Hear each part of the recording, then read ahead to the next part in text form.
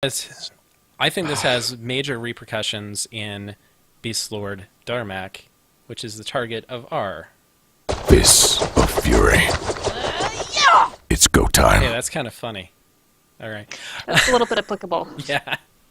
All right, so today on the chopping block is Beastlord Darmac, and this is one of what should be one of our strongest fights, but it's not. So Nope. Let's figure out why. So let's help you guys get a little bit better, rank a little bit better, and see what we can do. So Transcendence. I'm going to bring this one up first, and this is one that we bring up every single fight. Use this talent, love it, or not even a talent, just use this ability and love it, because this can really help you on Stampede to help you avoid getting hit twice. Because don't you love that when you get knocked up in the air and you're right about to land, you get knocked back the other way? Super fun. If you have a clone down, when you get knocked up in the air, you just pop right back in. You don't have to worry about it. So keep one up, use it, love it. So talent choices for all monks, maybe not Brewmaster, but even then, Diffuse Magic. This is an obvious choice for the fire phase. Just be very, very careful to know that you're out of the fire breath area before popping it, as he does do the fire breath 3 times. It sucks. You get 2 of them, you think you're out of the way, you hit it, and then you get that 3rd stack, and yeah, GG. Honestly, no one should have more than one, because there's a very significant pause. He does his fire breath, and then he sits there and goes, I think everyone ran clear. Doing my second one, boss. And I mean, you have forever between the first and second breath. You should say, hey, there's fire. I should perhaps not be in this general area in the future. Yeah. But I made the mistake one time of hitting Revival after the first one and expecting my Raiders to get out of the way. Yeah. I'll just leave it there. Just wait for it until the druid's casting Tranquility, and then you Revival. Of course. That's standard issue. That's part of the contract. I have it on. I have a weak aura specifically for that. Druid is casting Transcendence, hit Revival. Yep. Tranquility. That's exactly what I do whenever I spec into Mistweaver. All right, let's talk Brewmaster. We don't have LeBlue here, but he has added some lovely notes for us. So, you can use Dave, our wonderful Blackrock statue, to gain initial aggro on the ads to prevent them from wandering off and attacking random people like your Mistweavers. To supplement Dave, you can make a very simple macro to taunt the ads to you without actually losing your target. The macro will cause all of the ads attacking the statue to come running towards you. You should already have this as a macro, but if you don't, it's hashtag show tooltip provoke / target Blackrock statue / cast provoke / target last target. You don't even have to target your statue. It does it all automatically, taunts everything there, over to you. It's perfect. Mm-hmm. So it's very tempting to try to roll away from that rend and tear so you don't get that stacking debuff. But this is usually going to cause the debuff to either end up on a melee or your co-tank, who may be dropping the stacks. It doesn't hurt too badly due to stagger, so you might as well just take it and let it tickle you a little bit. Now, also, there's nothing melee hurts more than trying to run away from rend and tear, and then suddenly the tank is there like, sup guys? You didn't know I was coming to this spot, did you? That's great. All right, and Touch of Death. Use this to help finish off beasts. If you're not using the glyph, you can use it on every beast to help kill it quickly.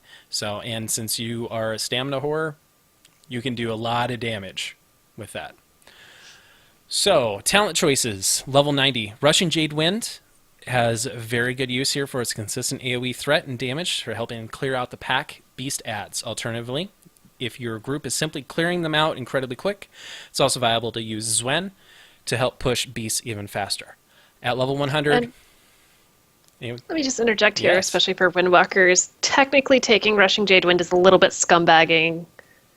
If your group is struggling with it, go with Kenny the Tiger. He scoots around a bit, but he's actually a lot better for boss damage anyway. Go ahead. Right. Sorry. Yeah, but for Brewmaster, it's good to just get a little bit of initial threat. Yeah, it's definitely good for Brewmaster. Right. So, a note on Serenity for Brewmaster: it's worth using Breath of Fire on the pack beasts if most of the beasts are alive long enough for the full duration of the dot. So if your team isn't taking them out very long, go ahead and pop that in when you're using Serenity. It's pretty good. For level 75, as I mentioned, Diffuse Magic there, good for all around, but usually LeBlue takes Healing Elixirs, as there's really nothing too crazy requiring an extra large cooldown. So let's talk Windwalkers. Duke, take it away. So, Storm, Earth, and Fire is really going to be of limited use on this fight because pack beasts don't stay up long enough. They're especially if you have a rogue, a shaman, hell, a mage in your group, they're going to go down real quick.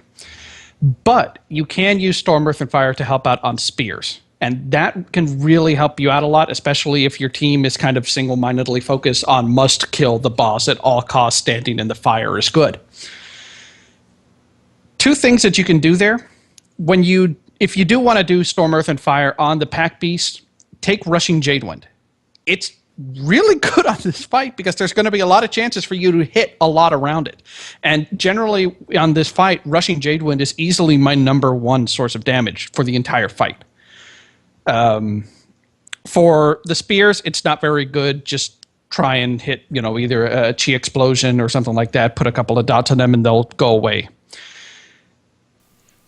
For Fist of... I'm going to interject. Rebuttal time. Yes. So, this was my initial thought as well. I went in with Rushing Jadewind, and I noticed my numbers were significantly lower than I had anticipated.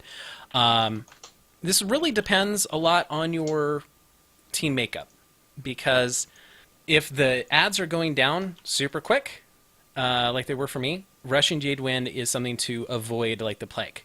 Zuen is going to do so much extra damage here because your main focus is the damage on Darmac. Now, Zuen also does a lot of AoE damage as well. That crackling tiger lightning does a lot of AoE damage. So Rushing Jadewind is only useful for portions of the fight, and especially now since they nerfed how many of those beast packs come out, it's not quite as useful as it was. And so, Callie, what do you think? I personally go Rushing Jadewind for our heroic runs because I'm a scumbag and it's the only time I get to have fun. And frankly, Rushing Jadewind is absolutely one of my most favorite spells in the entire game. So, I mean, if you're not struggling with it, like I said earlier, go Rushing Jadewind. But if it's considered progression for you, go to Kenny the Tiger. Just summon him, time him with a pack beast. They come out all the time. For your SEF, I would actually say that the spears are a little bit more useful, especially if you're not in Rushing Jadewind. Simply because whenever we did it for us as progression on Mythic, I was actually like number 1 on boss damage and number 3 behind Boomkins who are getting nerfed to the ground on spear damage. In fact, whenever I was pulled out, they noticed, hey, we actually need to increase our spear damage because Callie was doing a lot of it. Right. So, and as far as it goes, I mean, if you do go Zuen, you can still use Spinning Crane Kick. I do just a scumbag. Yeah. You can only keep a DPS from scumbagging so much. Right. Yeah, it's the problem with the beast packs are the ramp up time of Storm, Earth, and Fire. You need to get your Tiger Palm out there, you need to get Rising Sun Kick, and then you're Rushing Jadewind, and by that time they're dead. So exactly. This is a rough fight because of that situation that you really need that. So anyways, I interrupted you, Duke. Please, by all means. So, our other lovely ability, Fist of Fury.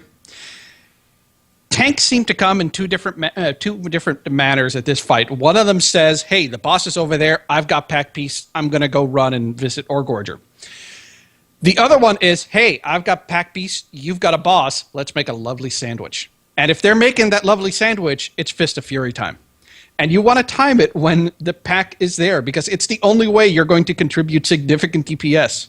Because, Rushing Jadewind will do a lot of damage, and it's handy, but it really is meter padding. It's lovely meter padding, but it's meter padding. So what I tend to use here in terms of glyph, this is the only fight so far that I do this. I take off Floating Butterfly, and I do the extended range Fist of Fury, so that way I can stun the pack beast, and this can really help with tank survivability as well. Because by the time your Fist of Fury is done, your stuns are over. They're typically dead, so that can help your tank stay up a little bit longer. All right. Anything else for Windwalkers? Other than Rushing Jadewind is a lot of fun to take. I mean, we talked about diffuse magic. There's so much fire on the ground. So much fire, guys. Just if you need to back away and not do damage for a second, it's okay. It's better that you live. But dear God, there's so much fire. Yep. So much. All right, let's move into Mistweaver then. So for Mistweavers, stay in melee range. Don't go out anywhere else because then you have to mess with pin down, and nothing is more embarrassing than getting pinned down in this fight. So now here is one of the biggest tips, and I thank Suplift for pointing this out to me. Rushing Jade Wind and Crane Stance. This is the one fight where all the perfect storm elements come together. Rushing Jade Wind, each individual tick of that on each individual mob, so beast packs, will have a chance, and a good one, because the scaling is really weird, to spawn an orb near an injured player. And then because there's so much movement in this fight, those injured players will have no choice but to walk over your ball. So this can actually bring Gift of the Serpent to one of your top 3 heals, which is really weird. And it feels I've never wrong. seen so many monk balls in all my life. It's crazy. It's like all I'm sitting there in Crane Stance, and I'm keeping up with my paladin, and I'm going, "What is going on here? This is so wrong." So yeah, especially if you got Everyone is accidentally healing themselves on Exactly. purpose. So depending on your healing comp, if you're going really really light healers, maybe not the best idea. But if you're kind of the half healer, go to town, man. Crane Stance and just rushing Jade Wind every time those beasts are up, because you're just going to do insane amounts of Gift of the Serpent heals. So that's a tip that I thought was really fun. I tried it out and it works. It's great. So Life Cocoon, one of our best abilities here. Unstoppable. Right. I tend to save this for when the tank is going to be getting the beasts and start taking fire and get the boss at the same time, the perfect storm. So throw that on there, save his life. Or her life, whichever. So the team is going to be spread out a lot on this. So you're going to fall back to Pool of Mists for your talent, as well as Chi Wave. If you can spend time in Crane Stance, which I highly recommend, go Rushing Jade Wind. Pool of Mists, really the only logical choice on 100 for now, because while the Chi Explosion balls are nice, especially when we get the Soothing Mist thing, they don't have the same scaling as the other spheres, so, and they're going to be in one targeted location, so I prefer Pool of Mist on this one. So there you are. And that does it. Any last minute tips for Beastlord? Stay out of the fire. Yes. Please. Not a haste buff. I mean, diffuse magic is nice. Touch of karma is nice, although touch of karma is honestly a waste because it's just easier to move out of the way. But so much fire. If you're doing it tonight, don't cry when the tanks beat you. Right. Yep. Yeah, I like the idea of healing staying in melee range because, you know, I'm really proud of myself when I dodge the first 2 spears, and then I look really embarrassed when I'm like getting hit by them because I'm tunnel visioned on my healing bars trying to get people up. Yeah, this is a mean fight for healers. And that's why I love being a Mistweaver, because I'm like, you know, I'm just gonna Healers stand play such a over different game. here now, and then let you guys get hit. It's nice. Healers play a different game. It's almost like, you know, you're an instrument flight, and it's just, I'm staring at these bars, and I must make the hurt I go must away. click the... You're not looking at your feet. No. And I like tried moving